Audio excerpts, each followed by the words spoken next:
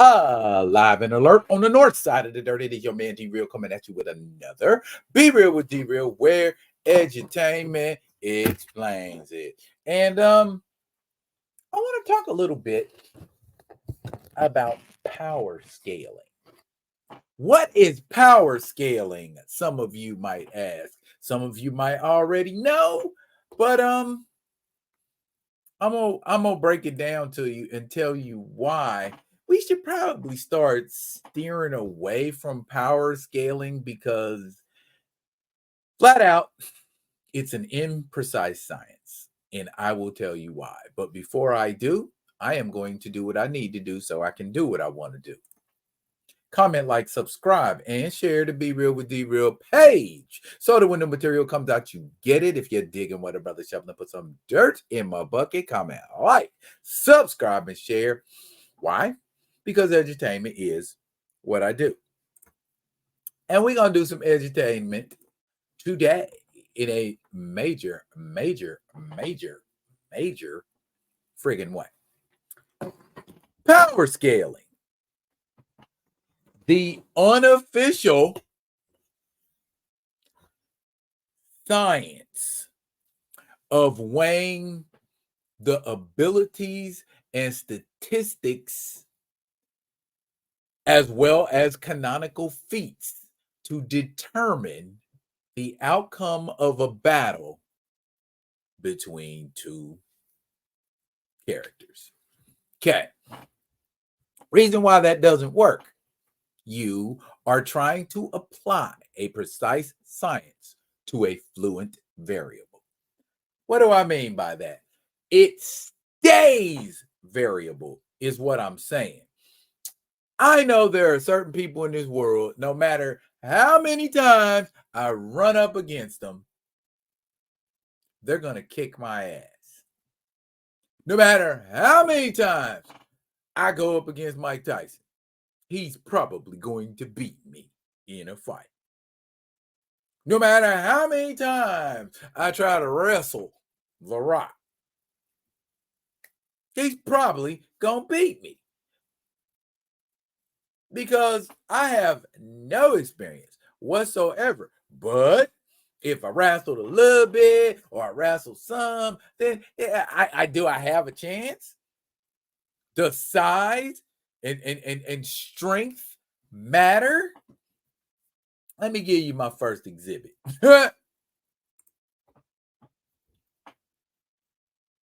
Are we to believe that Spider-Man, on his best day, when he's not holding back, which is also an excuse, is able to defeat a Herald of Galactus? Do we really believe that? Check this out. This is that same Herald of Galactus in earlier comics, giving Thor a hard time. Okay, power scaling is based on the whim of who? The writer. How am I going to apply a science to someone's imagination? There's a science to it that explains that. I knocked out a Herald of Galactus. Knocked him out. Not just overcome him in a fight. I knocked him out, says Spider-Man. Okay? So, how come we don't get that same kind of science in these fights, in these legendary Donnie Brooks? Okay? How come we ain't seen? Okay, here, this right here.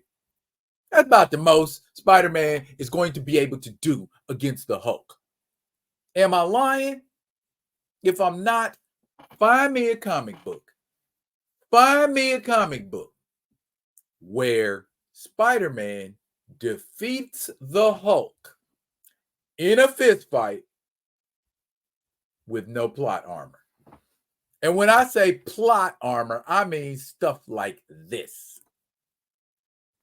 Not that, no, not Spidey universe. We ain't talking about Super Spidey. We ain't talking about amped up Venom symbiote Spidey. We just talking about Spider-Man fighting.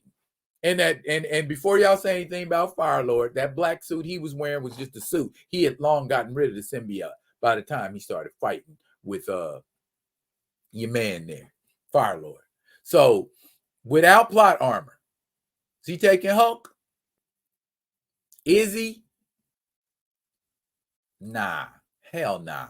Not on his best day. But yet and still, we subscribe to the belief that because he's a flagship character and top-notch artists are always writing him every month, he can do anything. Same thing with Superman. He can do anything. They can do anything. They can be anything and anybody because that's supposed to be the dynamic. Superman is Superman. And so we suspend our science a lot of times when it comes to Superman because Superman is Superman. Why can't anybody else be like Superman? Because they ain't. You ain't. Stop trying to be like Superman because you can't be like Superman. Now, moving along with this thing, when we talk about the Hulk, right? Who does the Hulk often get into a fight with who can give him a run for his money? There's a guy right there who can give Hulk a run for his money. Now, when we power scaling, then we got to think different because while Hulk is strong and will often tell you he's the strongest one there is, he isn't the most powerful. Of the two beings in that picture, the one on the right is more powerful. Because as we know, raw strength don't always win you a fight. Sometimes you need skill. Sometimes you need power. But what happens when power goes up against power in a real way? We'll get to that in a second. But let's stay on the strength. Hulk always gives Thor a hard time and a good fight. You know who always gives Hulk a good fight and a hard time? That fella right there.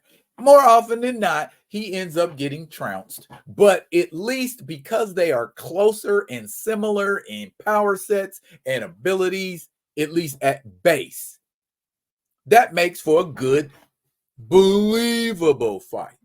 Okay? And at any given time, one of them could win and one of them could lose. Okay? But then when we talk about power scaling, explain this to me.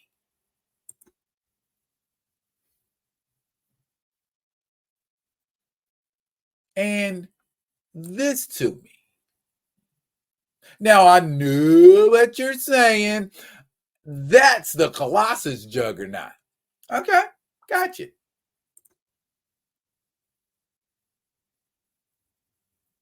So now that we see Ben, who gives Hulk a good fight, getting trounced by someone who we know the Hulk's beaten before, is it an on any given day type thing? Okay. How about Thor and Hercules? That's pretty even, unless we dealing with a more powerful Thor. So there are levels to it, but it should be left up to the imagination because no writer knows the precise science, physics, compression strength, tensile strength, combustion point. And if they are, that's a really dedicated artist if he's going to go to point to do all of that. But that's what I'm saying. Power scaling doesn't always work. And that's why people are always fighting tooth and nail when it comes to power scaling. I mean, I could go on for days about power scaling. You're similar. You might win. You might not win.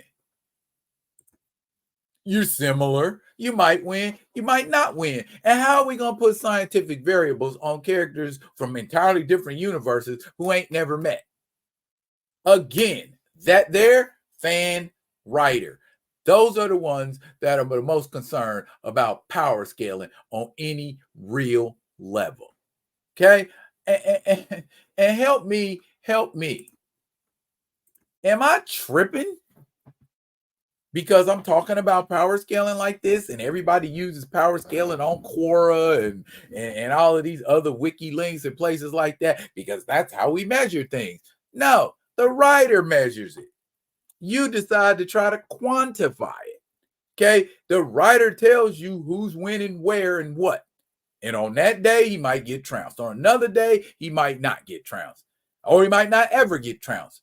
Power scaling is not something you should be trying to do with a imprecise science. It ain't even science. It's bogus. You know what I'm saying? That's just how I feel about power scaling, because it can be debunked very easily by saying what I just said to you. Disagree? Yes? No? Maybe?